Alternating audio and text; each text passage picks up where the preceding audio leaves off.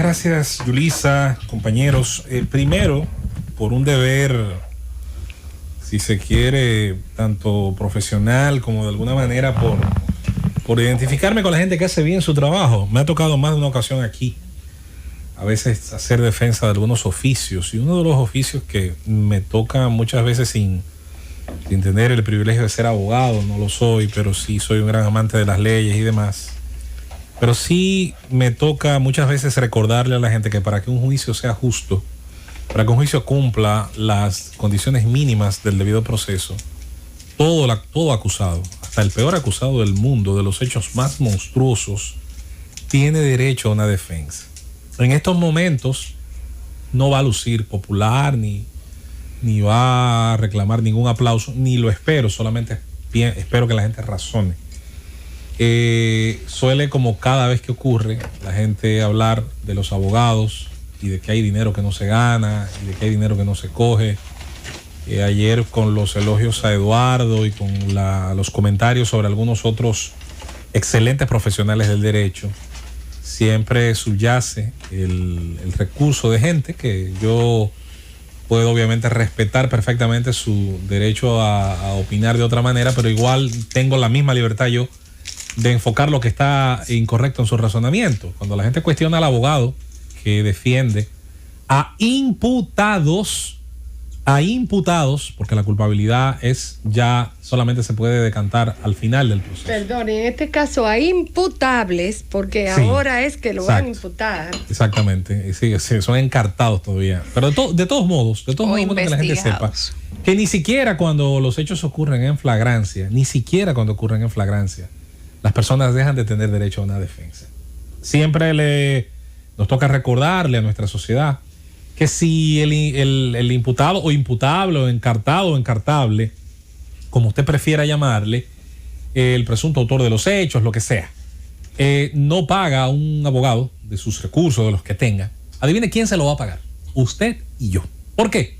Porque el Estado incluso tendría, hipotéticamente, para continuar el proceso o para levantarlo, iniciar el proceso, tendría el propio Estado, con los recursos de los contribuyentes, adivine qué, que pagarle a un defensor. La Defensoría Pública existe, entre otras cosas, porque ese derecho hay que garantizarlo de manera tal que incluso personas que no tienen capacidades financieras, que no tienen posibilidades de contratar a un abogado que dé su servicio profesional privado, entonces tendría, como ocurre en cualquier parte del mundo que se precie de ser mínimamente desarrollada, que un defensor público agotar ese trabajo. Entonces, ¿qué usted prefiere?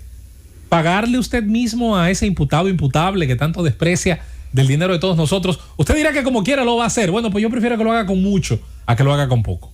Luego está el hecho, y esto es importante, que la defensa, y si bien ahí obviamente no lo estoy diciendo por ninguno de los abogados actualmente, lo digo por lo que mencionó una vez un gran maestro del derecho dominicano.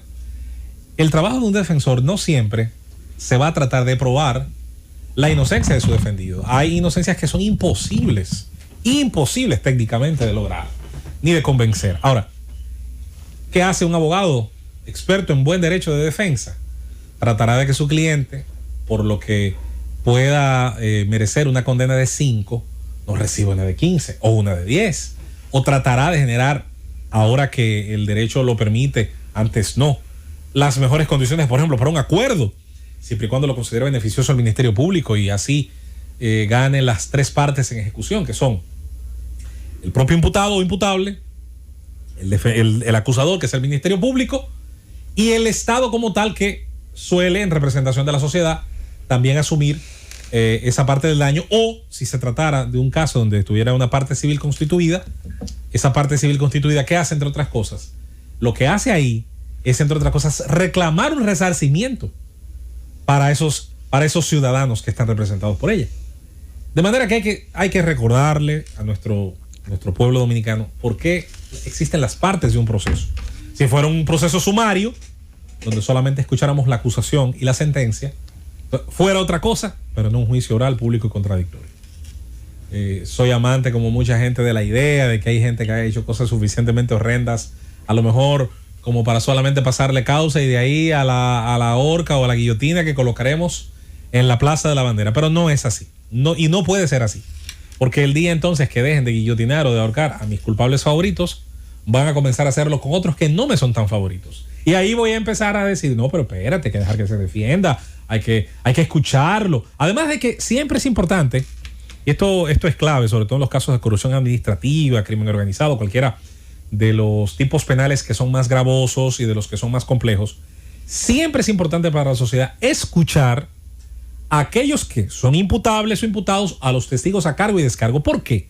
Porque muchas veces usted comienza imputando, investigando, acusando por el robo de un tarro y termina enterándose de que lo que se robaron fue un bosque.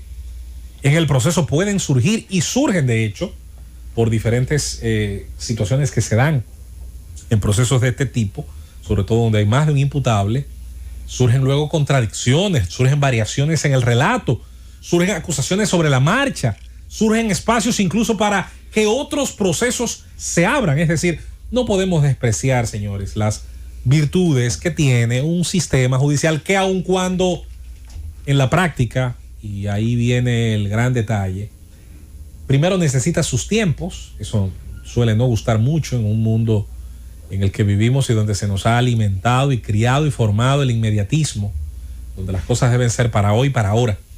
La justicia suele ahí ser un poquito amargo para ese espíritu del inmediatismo. Cada país, cada ordenamiento jurídico tiene sus tiempos, pero todos tienen su tiempo. Donde no hay tiempos, donde no existen las posibilidades de resguardar al imputable hasta que se den las condiciones, bueno, allí donde la Sharia, la ley islámica, o la ley del talión, el dracón de turno, que sería el juez que simplemente, imbuido precisamente por el reclamo de la masa, pues manda a ahorcar, manda a decapitar, manda a lapidar vivo.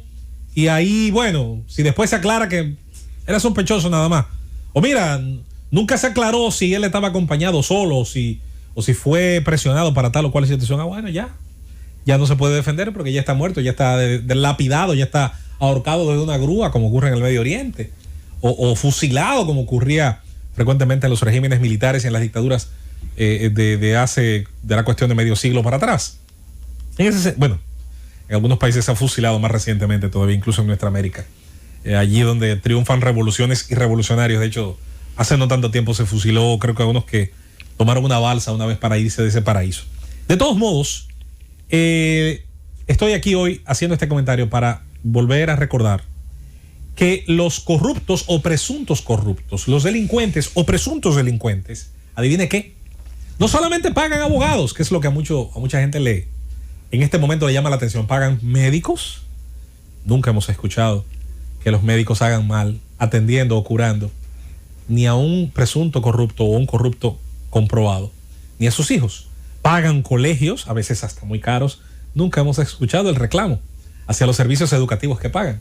Pagan arrendamiento a veces de la casa, pagan impuestos, compran en un supermercado, adquieren tal bien o tal servicio. Entonces, por el amor al Padre, pretender entonces que no hagan lo mismo con los servicios jurídicos y que traten de hacerse con los servicios en la medida de sus posibilidades de profesionales de los más aptos posibles, yo creo que es un poco infantil.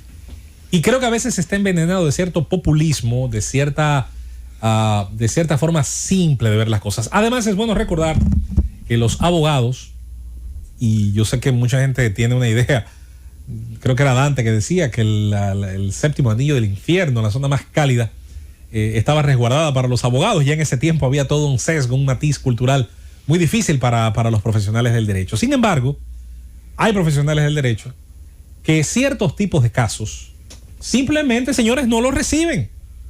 Me ha tocado laborar con algunos, colaborar, tener algún tipo de cercanía con abogados que dicen, no, yo no trabajo ley de drogas, yo no trabajo casos de narcotráfico, o yo no trabajo directamente casos de persecución de corrupción administrativa. Yo prefiero no trabajar esos casos, o prefiero no trabajar casos que estén relacionados a tragedias que incluyen a niños.